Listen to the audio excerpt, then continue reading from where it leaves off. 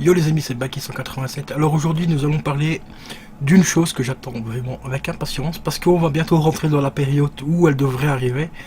Mais je vais surtout vous parler des attentes que j'attends, donc des choses à améliorer et du design et tout. Donc je vous en parle juste après le générique. Et attention, générique très très spécial pour cette magnifique chose qui va bientôt débarquer dans notre foyer. C'est parti, let's go!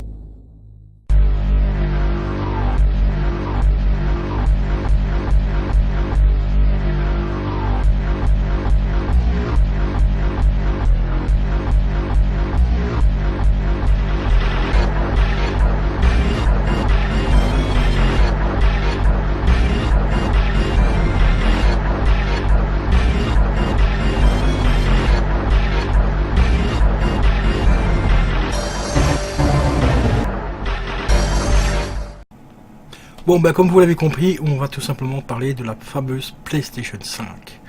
Alors, je vais tout simplement vous parler et vous demander aussi quelles sont vos attentes, quelles sont tout simplement vos attentes par rapport à cette console. Moi, je vais vous donner mes attentes à moi déjà, parce que j'en ai quelques-unes. Je vais faire 5 points principaux, on va dire. Donc la première partie, donc le premier point plutôt, c'est tout simplement le stockage, parce que vous savez que PlayStation 5 PlayStation pense normalement faire du 4K 60 FPS. Bon, il faut pas oublier que les jeux en 4K prennent énormément de place. Il faut compter peut-être 50 voire 60 voire 70 gigas par jeu. Déjà les jeux actuels qu'on a sur la PS4, c'est en 1080p, ils prennent déjà 40 gigas pour certains jeux. Donc il va falloir améliorer le stockage. Donc déjà la PS4 500 gigas, ça sera fini pour la 5 et il y aura plus de 500 gigas, enfin du moins j'espère. Parce que là vous mettez 4 jeux, il n'y a plus de place. Donc moi je dis qu'un stockage minimum, mais vraiment le stockage minimum ce serait au moins 2 Tera. Un bon gros disque dur en USB 3, 2 Tera, ce serait vraiment le top du top. Ensuite nous allons passer aussi à la qualité, comme je l'ai dit, les jeux en 4K 60 FPS. Parce que je sais pas si vous êtes au courant, mais Xbox sont actuellement en train de travailler sur une nouvelle Xbox.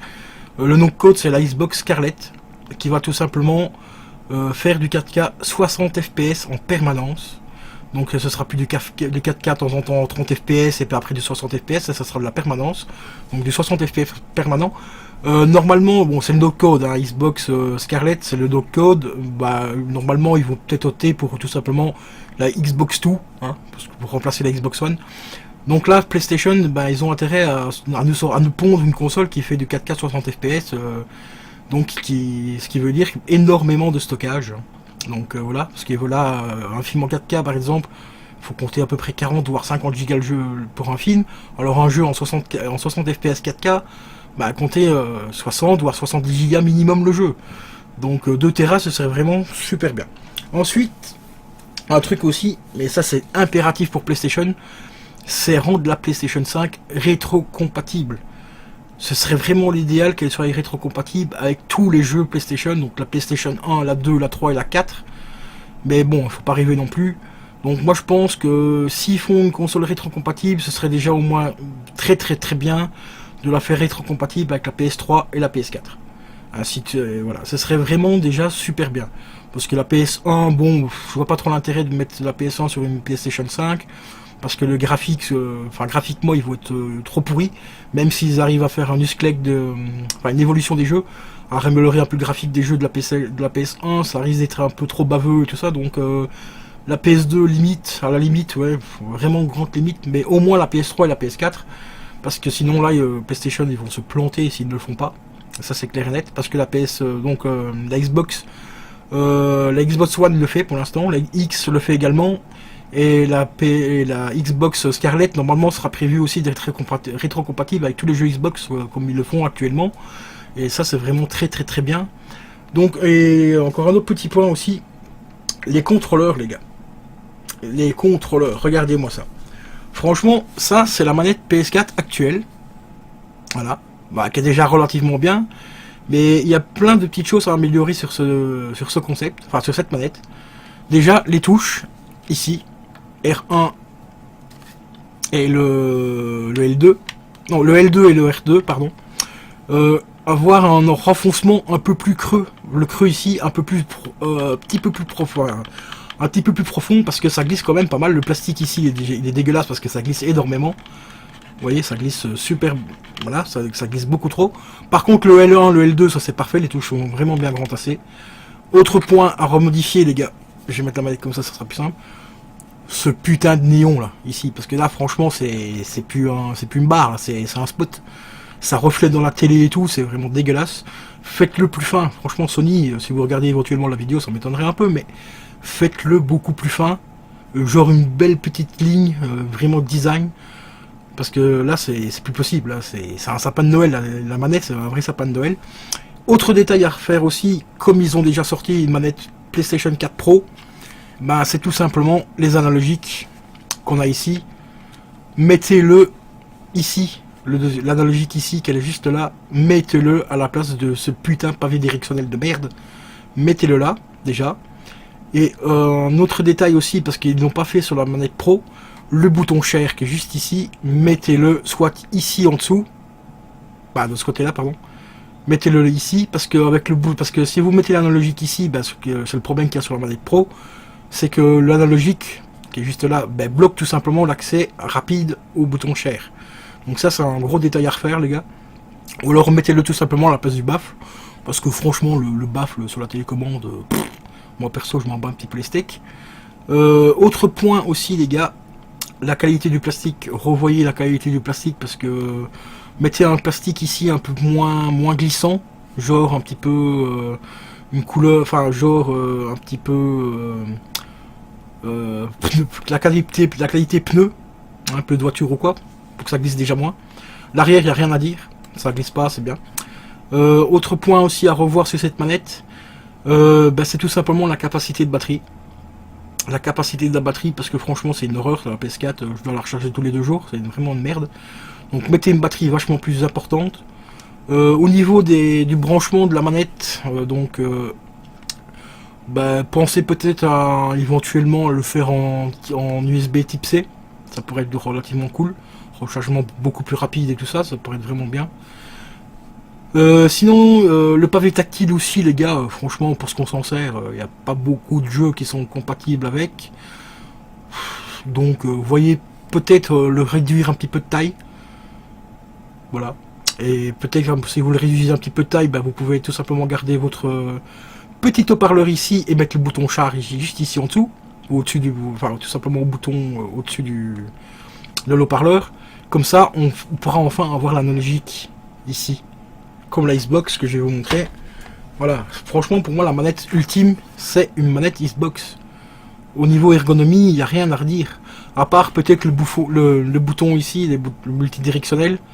Reprenez aussi d'ailleurs pour le multidirectionnel PS4 les gars, reprenez le design aussi de la Elite. De la manette Xbox Elite, un rond. Un rond qui est beaucoup mieux pour jouer pour les combats, pour les jeux de combat et surtout pour FIFA. Donc un joueur un peu comme ça, avec les creux ici améliorés, parce que là au moins ça fait un axe à 8 axes et pas à 4.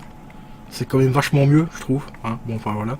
Donc pour moi cette manette là, franchement c'est la meilleure manette que je connaisse, parce que regardez, au niveau ergonomie, vous la tenez, vous êtes comme ça, vous êtes un peu déporté votre pouce et tout, et c'est vachement mieux.